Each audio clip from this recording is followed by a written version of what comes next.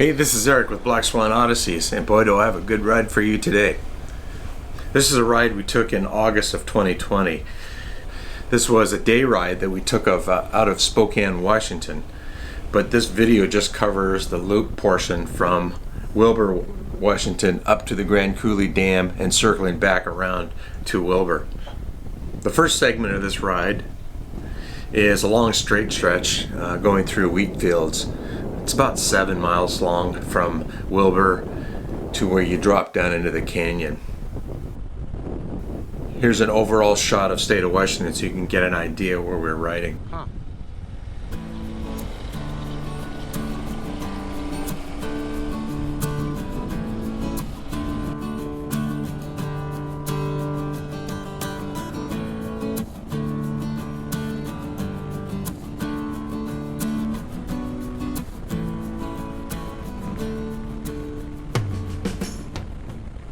Once you reach the rim of the gorge, then the road starts to get twisty and windy as it drops down into the valley.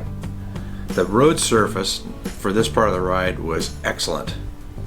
There was no potholes, cracks, tar snakes of any kind, no dips, and probably it was just recently resurfaced from the looks of it. The other thing that was pleasantly found is there was no gravel kickout in the curves, especially in the hairpin corners where cars and trucks typically cut into the corners, kicking out gravel.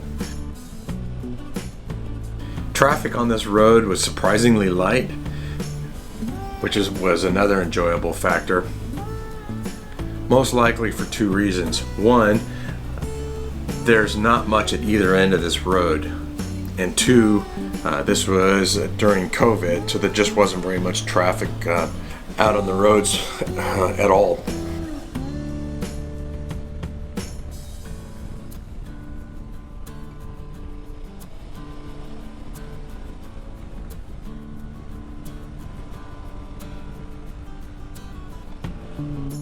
One thing I would recommend on this ride is make sure you're fueled up and have plenty of provisions of food and water.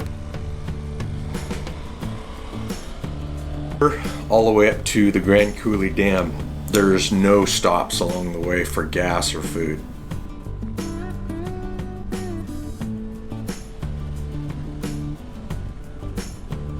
As you ride down into the canyon, there's sweeping corners with a couple of hairpins, and coming around some of the bends, you start getting these gorgeous views of the Columbia River and Roosevelt Lake, which are one and the same.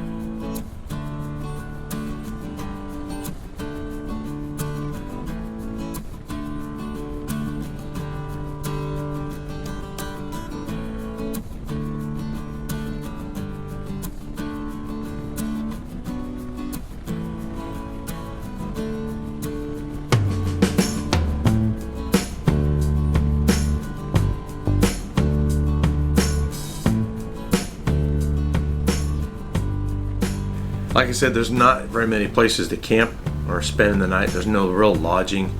There is one RV park in the middle, about 3/4 of the way down the basin. That's called the River Rue RV Park, RUE. It's about halfway between Wilbur and Keller Ferry Landing. We didn't stop there. I did check it on the internet and then noticed that it does have tent sites, but they're on the expensive side.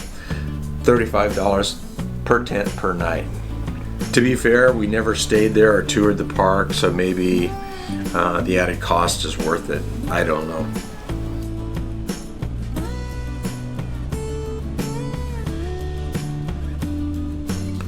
Once you get down to the Columbia River and ride into the Keller Ferry Landing area, you'll ride through a small community. There's no stores. It looks like it's just all residential housing that we saw. There is a small state park, the Keller Ferry Park. It's got a boat landing, but there's no amenities there, no gas or store or anything. The only thing we saw at the Keller Ferry Landing was the National Parks office, which had restrooms open to the public.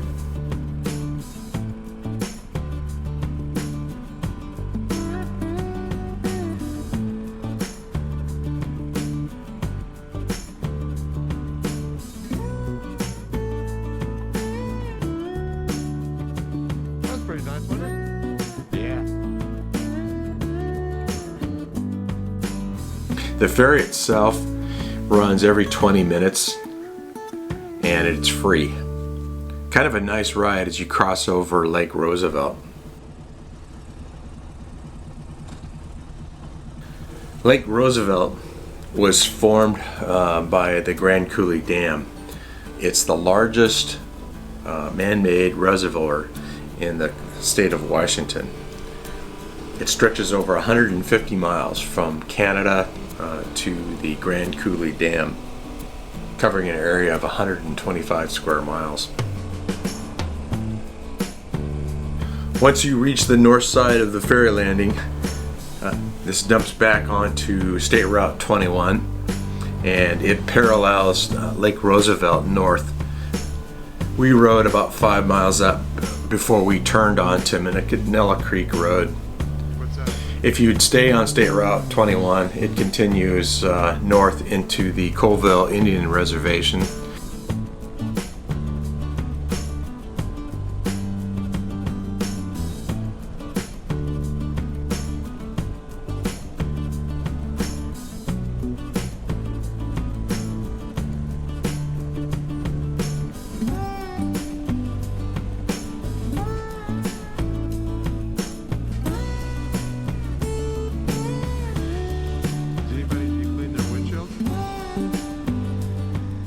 Manila Creek Road runs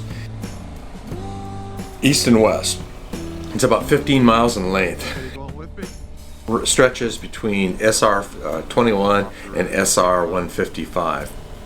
This is a county road, so it's quite a bit more rustic. A lot of potholes and patch repairs, cracks, and so forth. But all in all, it's not a bad ride. There's no surprises.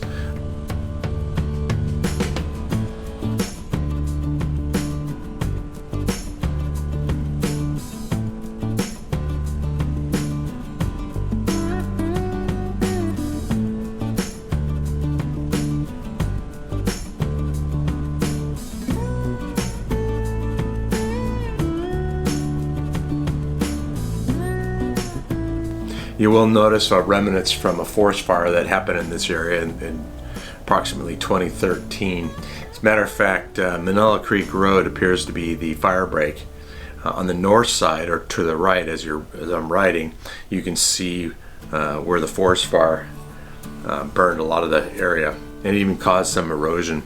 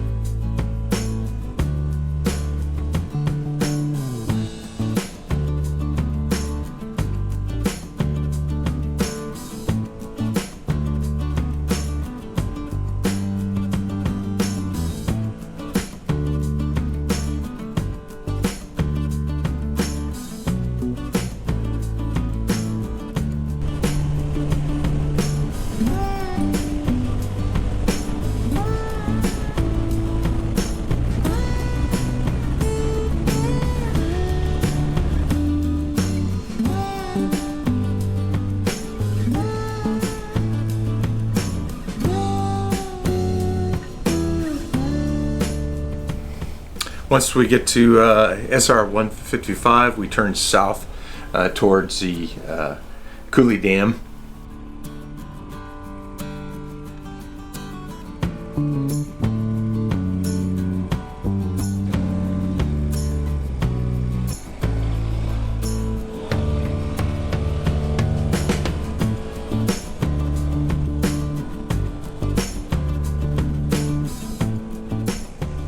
Mason City is known as a New Deal town.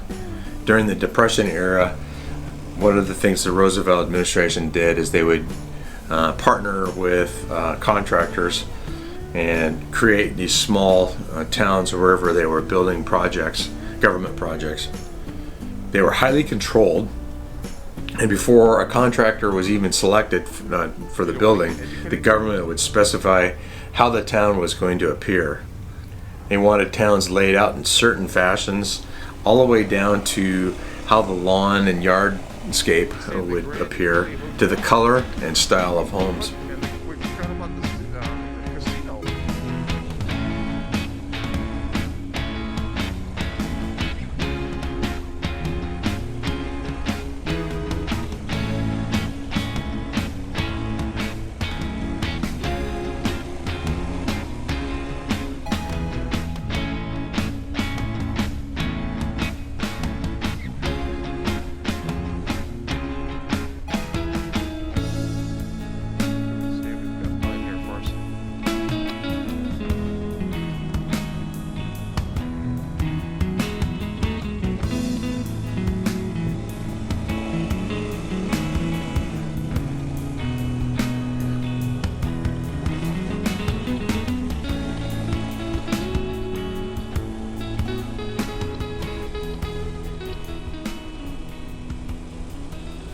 Grand Coulee Dam itself was constructed between 1933 and 1942.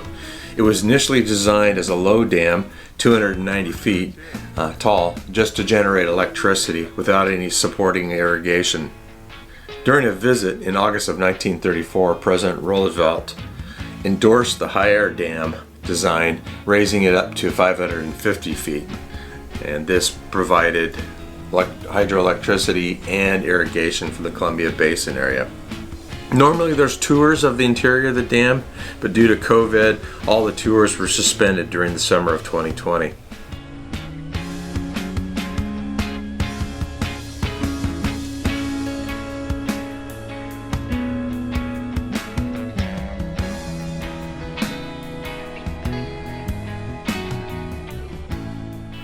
Riding through Mason County, you'll quickly realize just how out of place it is with its modern housing and manicured, well-watered lawns in comparison to the rest of the region.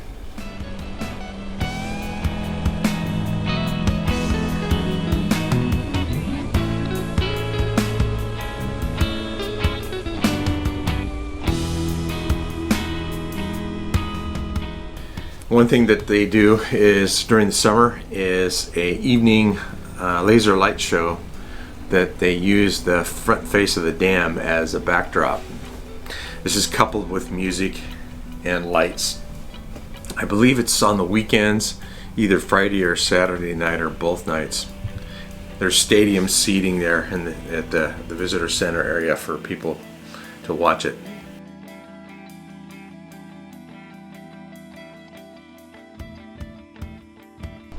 Continuing on uphill, you come to the town of Grand Coulee. Grand Coulee was established in 1935. Riding through the town, you'll see a marked difference between the layout of Grand Coulee and the town of Mason City. Grand Coulee was not government sponsored. But Grand Coulee is a bigger town. You've got a full grocery store, a couple of gas stations, some good coffee stops and restaurants.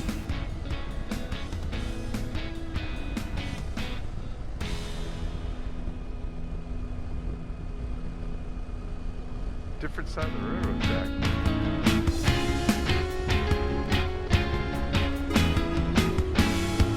We took a side trip up farther the hill to a lookout. This is off of SR 174, leading up into the hills. It's about a 3.5 mile ride up to the viewpoint. That viewpoint gives you a great view of the dam, Lake Roosevelt, and the Columbia River. After that, it was back on the road heading towards Wilbur. Once you get out of the town, you get up on the high plains where the farmland is, and rolling fields of wheat. And then it was back to Wilbur. An alternate route would be to stay on State Route 155, heading west, riding along the Banks Lake. There's numerous camping sites, both private and state parks on this area. The Banks Lake is another man-made lake created by the Grand Coulee Dam. So all in all, this was a surprisingly great ride. The road surfaces were outstanding. There was very little traffic. It had great views and very little four-wheel traffic.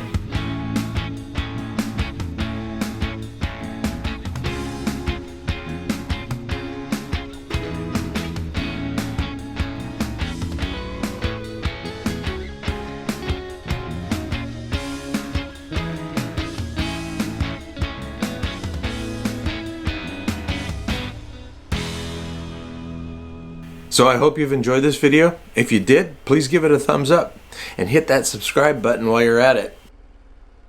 And we'll see you on the next ride.